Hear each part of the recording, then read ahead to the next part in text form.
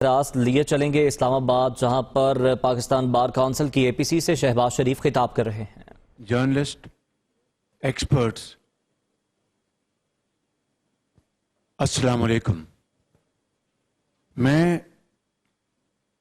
Pakistan bar council کا اس لحاظ سے بے حد شکر گزار ہوں کہ انہوں نے آج اپنے خلوص اور ایفرٹس کے ساتھ پاکستان بھر سے یہاں پر ایک نمائندہ اجلاس کا اہتمام کیا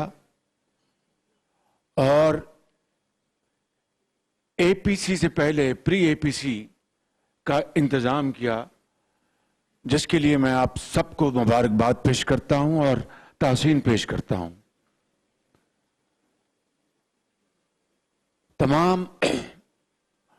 بزرگوں اور بھائیوں نے بڑی تفصیل کے ساتھ اس ایجنڈا کے اوپر اپنی رائے پیش کی، تو میں نہیں چاہوں گا کہ میں آپ کو ریپیٹیشن کر کے آپ کو بور کروں، لیکن یہ کہنا چاہوں گا کہ جو باتیں آج یہاں پر کی گئیں، چاہے وہ ججز کے انتخاب کے حوالے سے کہ ان کا کیا معیار ہونا چاہیے، ان کی کیا قابلیت ایمانداری کا بینچ مارک ہونا چاہیے، ان کی انڈیپینڈنس اور ان کی ذاتی پسند ناپسند سے وہ بالا تر ہوں، اور پھر احتساب کے حوالے سے جو آپ نے جو ایجنڈا آئٹم یہاں پر رکھا، اور شہری آزادیوں اور بات کرنے کے حق کے حوالے سے جو آپ نے یہ ایجنڈا بنایا، اس سے زیادہ آج کے حوالے سے کوئی اور امپورٹنٹ ایجنڈا نہیں ہو سکتا۔ اور یقیناً بلاول بھٹو صاحب نے قربانیوں کے لحاظ سے جو باتیں فرمائی ہیں، اس میں کوئی دو رائے نہیں ہے کہ ان کے خاندان نے یقیناً جمہوریت کے لیے وہ قربانیاں دی ہیں جو قربانی کی انتہا ہوتی ہے، اور پوری قوم اس بات کی معترف ہے کہ اس باغ میں ان کے خاندان کے زعماء کا خون شامل ہے۔ اسی طریقے سے یقیناً بلوچستان میں، KPK میں اور پنجاب میں مختلف ادوار میں مختلف موقعوں کے اوپر ہمارے پشتون بھائیوں نے، بلوچ بھائیوں نے اور پنجاب کے عوام نے بہت گراں قدر خدمات اور قربانیاں دی ہیں، جس کا اس ملک کی تاریخ میں ہمیشہ ذکر رہے گا اور یاد کیا جاتا رہے گا۔ میرے بزرگوں، بھائی اور بہنوں، پہلی بات تو یہ ہے کہ آج چونکہ بار کے یہاں پر سٹارز بیٹھے ہیں اور سٹار پولیٹیشین بیٹھے ہیں، بڑے بڑے پرومننٹ یہاں پر جرنلسٹ بیٹھے ہیں، اس میں کوئی دو رائے نہیں ہے کہ اس ملک کے اندر انصاف کے حوالے سے نشیب و فراز آتے رہے۔ وہ ادوار بھی آپ کو یاد ہوں گے جب مولوی تمیز الدین کی کیس میں کس طرح جسٹس کارنیلیس نے ڈسینڈنگ نوٹ لکھا تھا، اور پھر وہ بھی دور آپ کو یاد ہوگا، اور ان جج صاحب کا بھی نام یاد ہوگا جنہوں نے پہلی مرتبہ نظریہ ضرورت کو انٹروڈیوس کروایا، اور پھر جسٹس کیانی جیسے عظیم لوگ بھی آپ کو یاد ہوں گے، اور وہ جج بھی آپ کو یاد ہوں گے جنہوں نے بہت بعد میں یہ کہا ایک انٹرویو میں کہ former prime minister Zulfiqar Ali Bhutto صاحب کا جو فیصلہ میں نے دباؤ کے تحت کیا تھا، اور وہ جج بھی آپ کو یاد ہوں گے جسٹس شفیع الرحمان، جن کے جواں بیٹے کی ان کی وہ انتقال کر گئے اور وہ جنازہ پڑھانے اور دعائے خیر کرنے کے بعد فی الفور واپس آئے اور عدلیہ میں اپنی ذمہ داری سنبھالی. اور پھر آج کے زمانے میں جج ارشد ملک کا بھی سارا قصہ آپ کے سامنے ہے. سوال یہ پیدا ہوتا ہے کہ یہ اتار چڑھاؤ کیوں؟ ان 73 سالوں میں یہ گہرائی اور یہ اونچائی کیوں؟ اس کی وجہ یہ ہے کہ مختلف ادوار میں ڈکٹیٹرز نے اپنے مرضی کی امینڈمنٹس کروا کے عدلیہ کو بھی بہت زیادہ کمزور کیا اور پھر ان کے دفاع کے لیے اور ان کو اسٹرینتھن کرنے کے لیے جو کام سیاستدانوں کو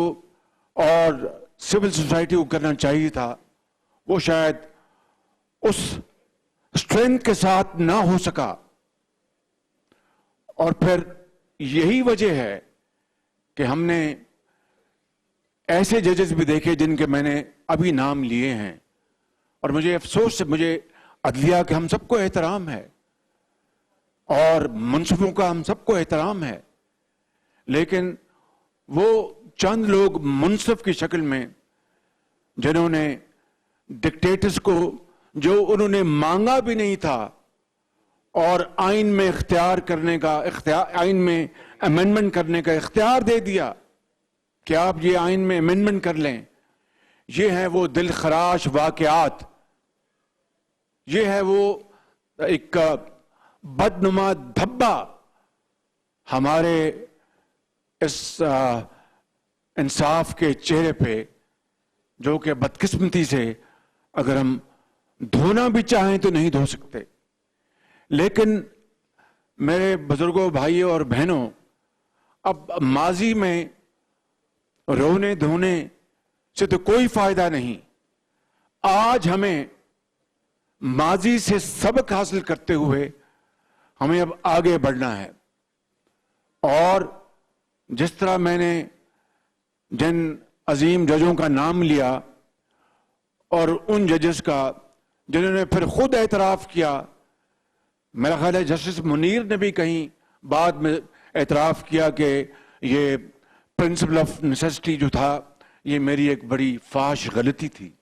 Am I right or not؟ تو کیا اس ماضی کے ان اعترافات سے، ان ماضی کی ان فاحش غلطیوں سے آج ہمیں سبق سیکھنا ہوگا؟ نہیں سیکھا تو پھر خدا نخواستہ میرے بھائی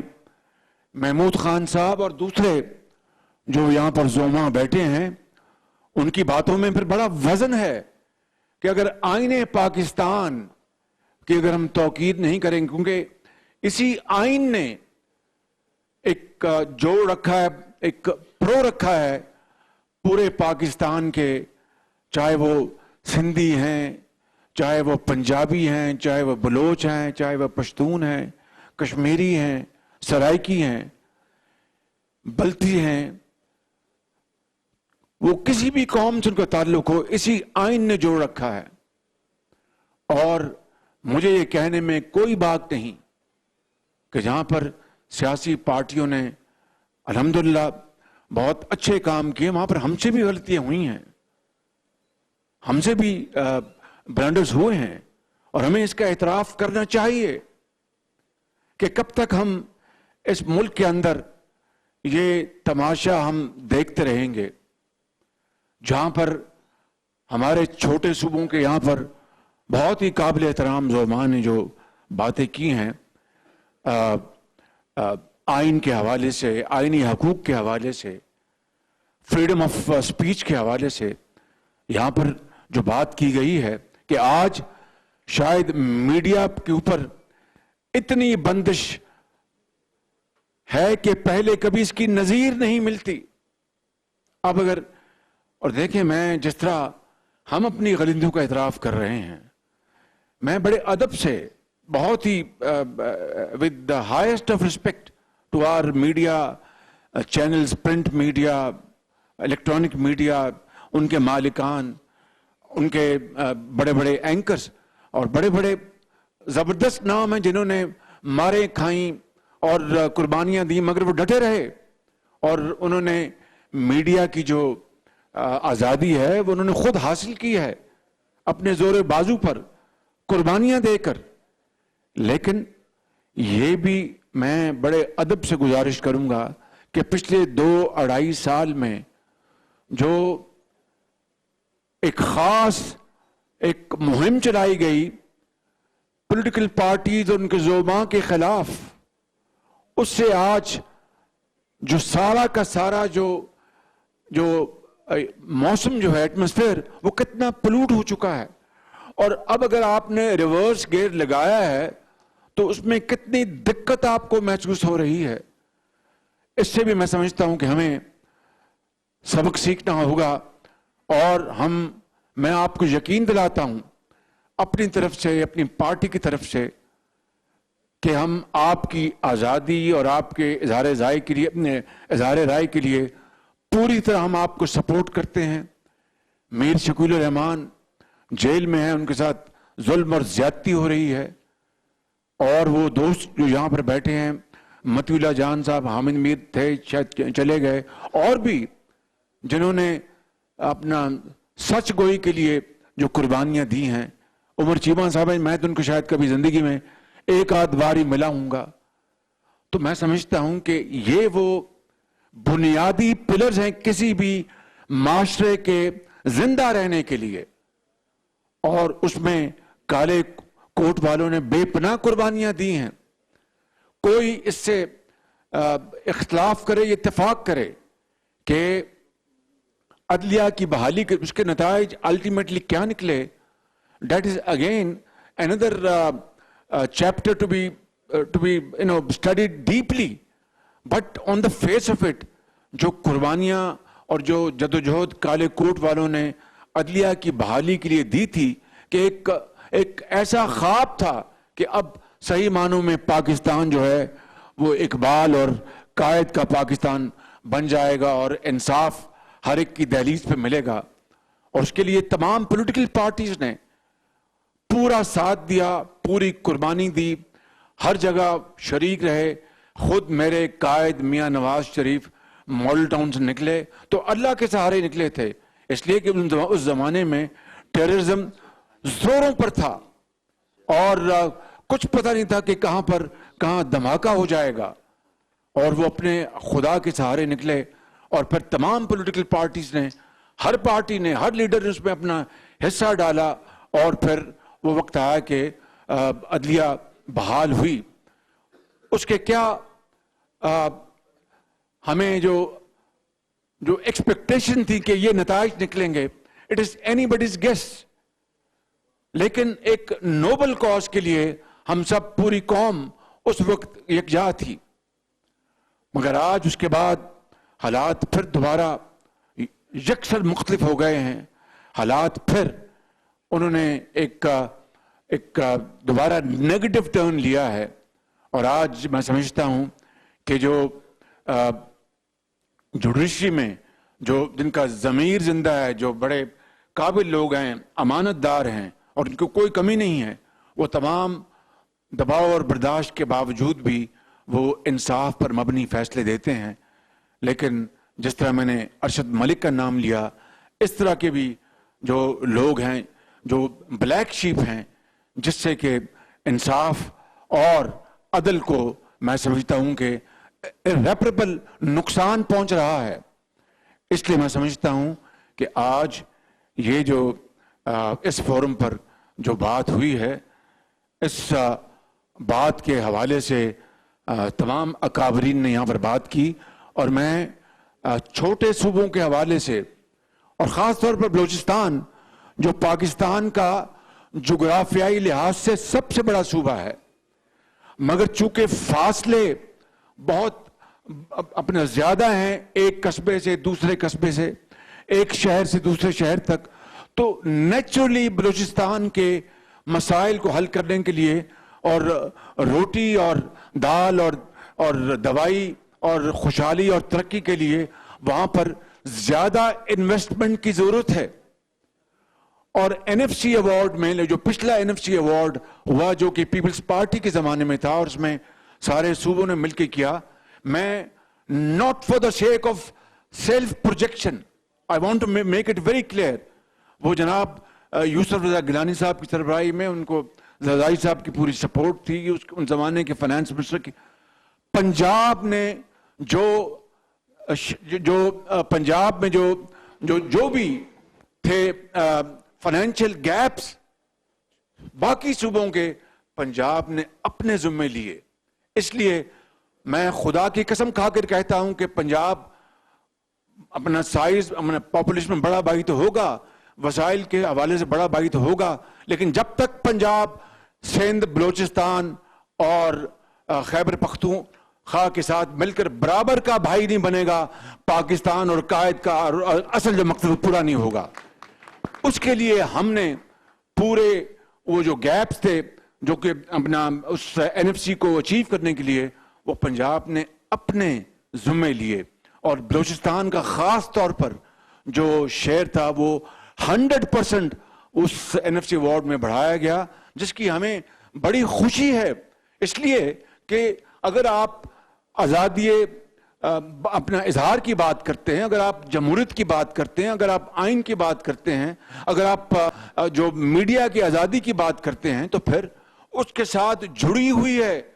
मईशत, लोगों का रोजगार, लोगों को उनको एम्पावर करना, उनको तालीम देना, उनको इलाज मुहैया करना, मुल्क को तरक्की के हवाले से हमकिनार करवाना, और चारों सूबों को मिलकर बराबर।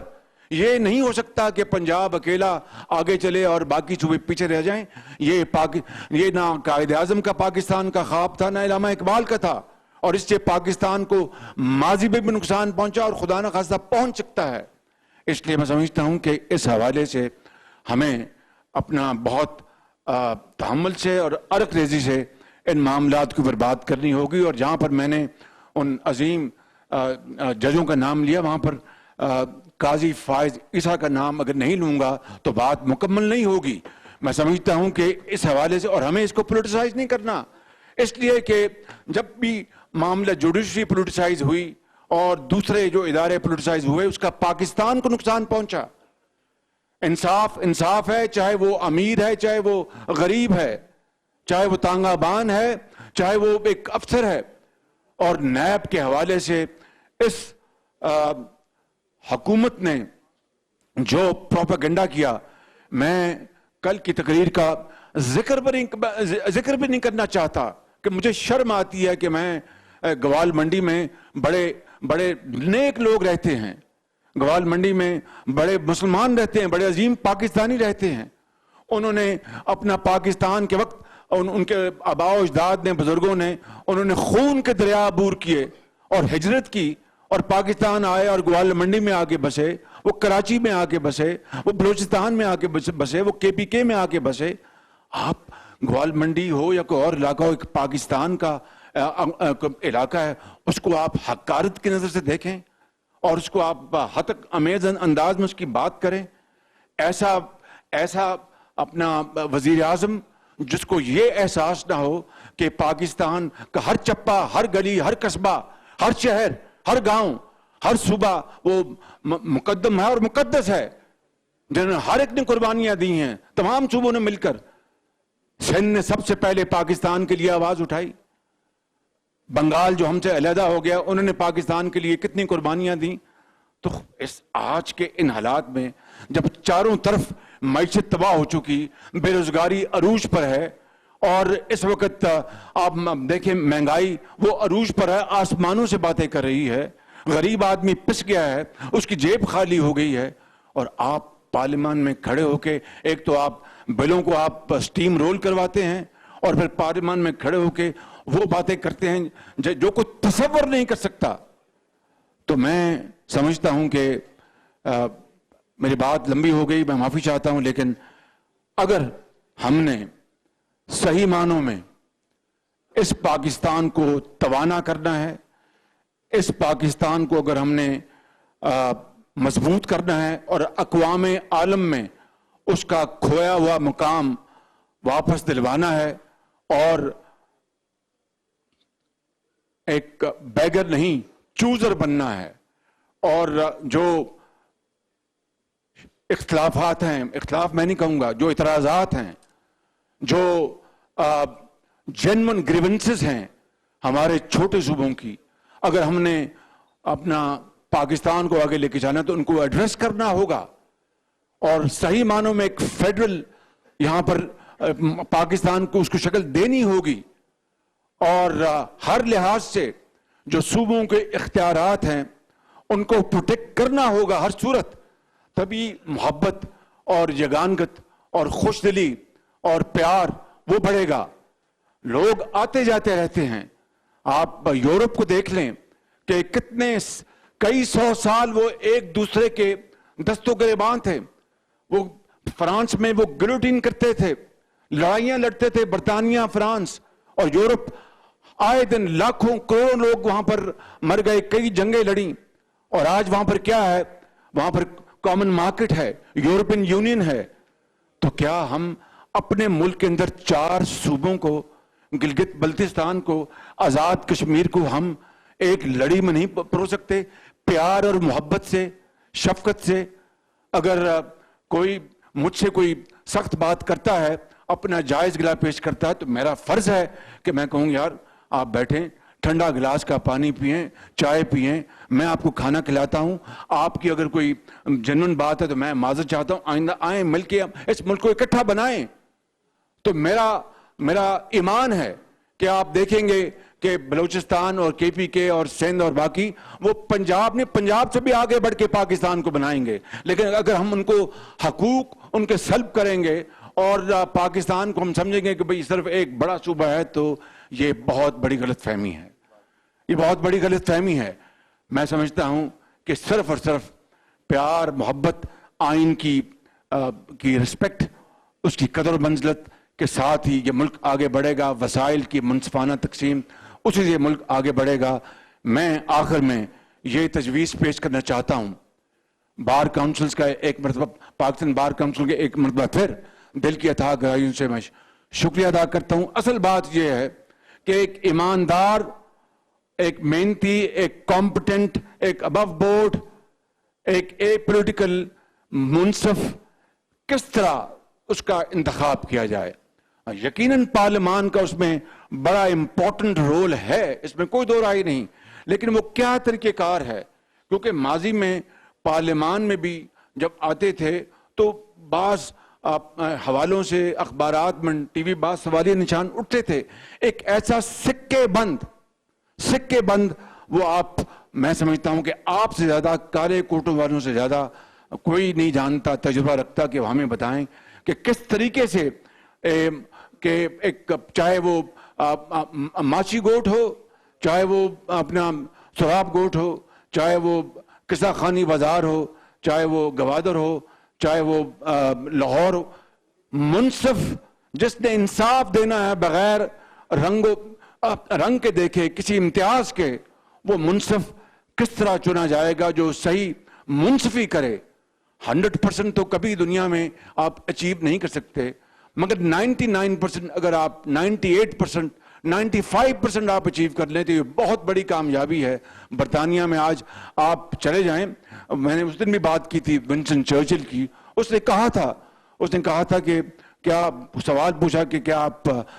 جنگ جیت رہے ہیں, ان کا کیا ہماری عدلیہ آزاد ہے, ان کا what relevance this has with my question. ان کا اگر عدلیہ آزاد ہے تو پھر ہم جنگ جیتیں گے. یعنی یہاں تک کنوکشن اور یہاں تک انویورنگ فیتھ. تو میری یہ گزارش ہے آپ سے کہ آپ اس حوالے سے آپ ہمیں دیجیے گا. احتساب کے اوپر میں بات زیادہ اس لیے نہیں کرنا چاہتا کہ ہم احتساب نہیں, انتقام کی چکی سے ہم گزر رہے ہیں, اور اللہ تعالیٰ کا مقام شکر ہے کہ اللہ تعالیٰ نے مجھے نہیں, تمام پولیٹیکل پارٹیز کے اکابرین کو, ان کے خاندانوں کے افراد کو یہ ہمت دے رکھی ہے, میڈیا کو ہمت دے رکھی ہے کہ وہ اس انتقام کی چکی سے صبر اور حوصلے سے گزر رہے ہیں. اور میں آئی وونٹ سے کہ اپنا انتقام کا پھر جو اس کا نتیجہ ہوتا ہے وہ بہت برا ہوتا ہے, خدا نہ کرے کہ اس طرح ہو. لیکن اگر اسی طرح ون سائیڈڈ ایک احتساب کے نام پر انتقام کی یہ جو چکی جو ہے جو چلائی جا رہی ہے، اس کے بے پناہ پاکستان کو نقصان ماضی میں بھی ہو چکا، اور خدا نخواستہ I hope I am proven wrong کہ دوبارہ نقصان پہنچ سکتا ہے. لہٰذا ہمیں اس کے اوپر بھی پوری ٹھنڈے دل کے ساتھ اور حوصلے کے ساتھ ہمیں اس کے اوپر سوچنا ہوگا. حکومت وقت کا جو لہجہ اور ان کی ٹون کل آپ نے ایک مرتبہ پھر سن لی ہے، اور اگر میں یہ کہوں تو میں غلط نہیں کہ حکومت کے اپنے کابینہ میں آدھے سے زیادہ وہ لوگ بیٹھے ہیں جن کا اگر ایک فیئر اگر اس کا اکاؤنٹیبلٹی ہو تو وہ بچ نہیں سکتے. But I don't want to make raise any finger. بالکل میں نہیں چاہتا. ملک کے اندر اکراس دا بورڈ اگر احتساب کرنا ہے تو اس سے کسی کو اعتراض نہیں، لیکن پھر احتساب انصاف کے تقاضوں کے مطابق، احتساب پک اینڈ چوز نہیں. پھر وہ فیس نہ دیکھیں، پھر کیس دیکھیں. تب میں سمجھتا ہوں کہ ملک جو ہے وہ قائد اور اقبال کا پاکستان بنے گا. اللہ تعالیٰ کرے کہ آج کے اس فورم پر جو باتیں ہوئی ہیں، ہم صرف زبانی کلامی نہیں، سب سے پہلے مجھے اور ہم سب کو اللہ تعالیٰ ہمت اور حوصلہ دے کہ پھر اس کے اوپر ہم عمل پیرا ہوں. پاکستان پائندہ باد.